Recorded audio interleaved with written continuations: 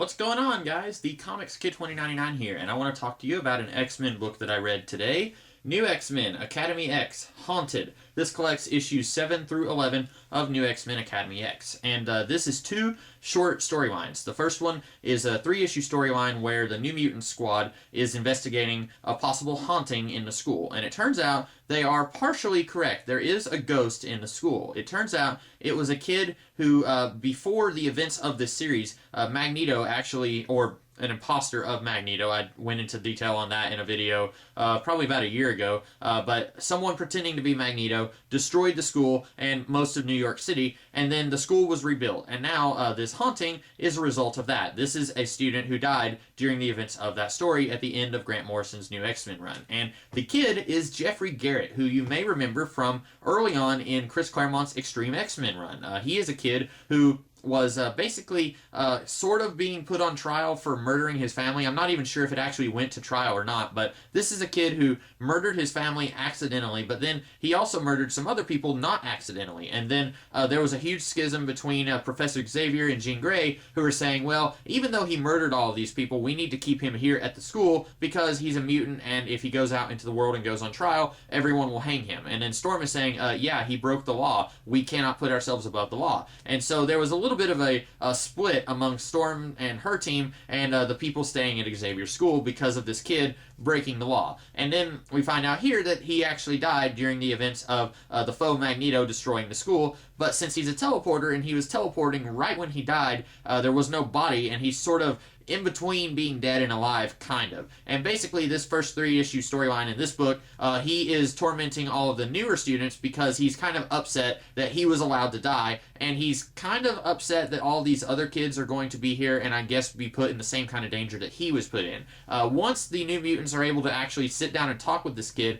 his motivations for haunting everybody is kind of non-existent. He says, well, I was scared and I was upset, but he doesn't actually explain why he was haunting everyone. He just, it's explained that he was going after the new students. He wasn't actually targeting anyone who was at the school before he was, but it doesn't really explain why he's targeting all of these people. And I know a lot of people had trouble with this arc because it kind of ignores that Jeffrey was a borderline psychotic who murdered some people, innocent people, for no real reason in Claremont's Extreme X-Men run. And even back then, this character was really more of a plot device to get Storm and her team further away from the school mutants back in Claremont's run. He really wasn't so much a character in that run. And here, again, he's not so much a character, he's more just a plot device to further some character development of our characters in this book. And I will say, even though I didn't actually care very much for either of the brief storylines in this book, I still really like the character development that we are getting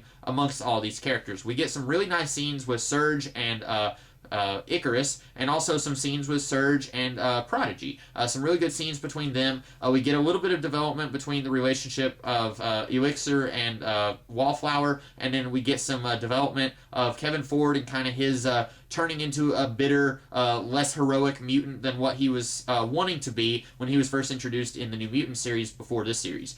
So we get a lot of good character development for all these characters, kind of fleshing them out and making them seem like more characters than what they were. Before, they were kind of sort of archetypical, but now, even though they're still pretty much archetypes, most of them, we're getting to know more about them. And that's really what makes me so angry, even now, over 10 years after this series was switched over to Craig Kyle and Chris Yost. Even 10 years after that happened, I'm still upset that DeFlippis and Weir left this series. And I don't know if they were forced to leave, if the editors were like, hey, listen, what you're doing is okay, but it's not really working for us. We're going to have some other people take over these characters in this book. I'm not sure if that's what was going on, or if they just wanted to leave after another couple of volumes. But they did, and I'm still kind of upset about that because I was really liking the development of these characters and where they were going. And I think you could have had a fun superhero adventure book, kind of like what you're having here, but also be centered on the characters and kind of develop these characters and let them grow and become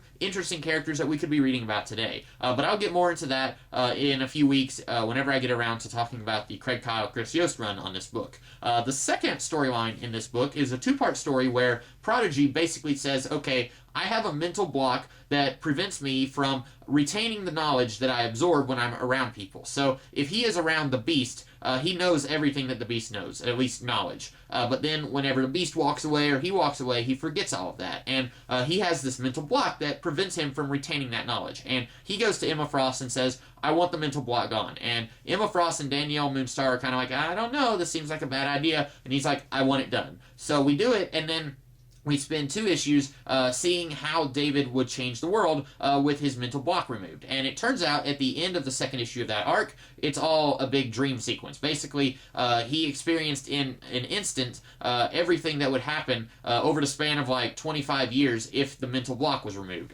He would cure cancer and AIDS and every other disease, but at the cost of Elixir's life. And then he would become the president, and he would have world peace, but then he would completely destroy all of China so that he could have world peace. And basically this whole arc is just to show David that he needs to work hard to have the knowledge that he has, and he doesn't need to be trying to just have it so easy, like removing the mental block, so he can just have it there for himself. And I don't like this arc for 2 reasons. Number one, it's 2 issues that's basically wasted on gotcha, this isn't something that was actually happening, even though, like, at the end of the 1st issue of this arc, you're thinking it is happening, because it's still set in the present day, and in this fantasy world that Emma and Danielle have created for David, it's just set a couple months in the future. So you're thinking that this could possibly be something that's actually happening. Now, the next issue jumps forward so that Danny is almost 40, so it's a good, like, 15 or so years in the future. I said 25 earlier, I think it's only about 15. And then you're like, wait a minute, this seems like this is something that's not actually happening, like a dream or a what if or something like that.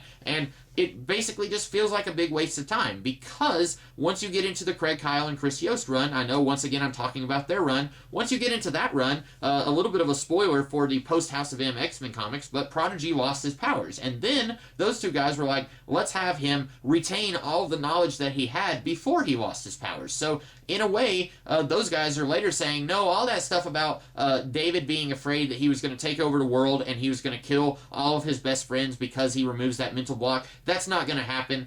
He'll be fine. He's just going to be really smart. And basically, that 2-issue arc that's collected in this book is just a huge waste of time, because we're later told that, no, he's not going to be a danger to society when he removes that mental block. And I just think that when I first read this arc years ago when it was coming out, I liked it okay, but now I don't really feel like we get a whole lot from it. We have some character development for David, but then later that character development is crapped on in a later run by some later writers. So I don't feel like we actually accomplished anything in this short arc. So those are my thoughts, very brief thoughts, on New X-Men Academy X Haunted. My favorite part of the whole thing was the growing character development for all of these characters. I love that we are getting to see some of these characters forge friendships with each other. Like Icarus, he didn't really get to spend that much time with any of the New Mutants in the previous volume, and he didn't get to spend any time with any of these characters in the New Mutants series by DeFlippis and Weir. So we're getting to see him kind of form friendships with Noriko in this book, and I like that we're getting to see some of that here. And I think that is the strongest aspect of this entire run, including the New Mutant series by DeFlippis and Weir. So that is, in my opinion, the best thing about this book. Unfortunately, the 2 stories that we got here weren't as good as the previous story, or even, in my opinion, the 2 storylines from the New Mutant series. But that is all I have to say about this volume. Next week, I will be talking about, I believe, Volume 3 of this series, and then there's actually, for some reason, I was thinking there were only 3 volumes total of this series, and then the Hellion spin-off series. There's actually 3 volumes of this series, the Hellion spin-off, and then there's also a tie-in with House of M. So there's 3 more volumes featuring these characters by this creative team. So for the next few weeks, you'll be seeing me talk about some more books from the New X-Men series by DeFlippis and Weir. So those are my thoughts on this book. I hope that you guys liked this book. If you did, like this video also. And if you did, be sure to like, share, comment, and subscribe. If you've read this book, tell me about it in the comments below. Tell me what you thought of it. And those are my thoughts. I will be seeing you guys later in the week with some other videos. In the meantime, you guys have a great rest of the day. Catch you later.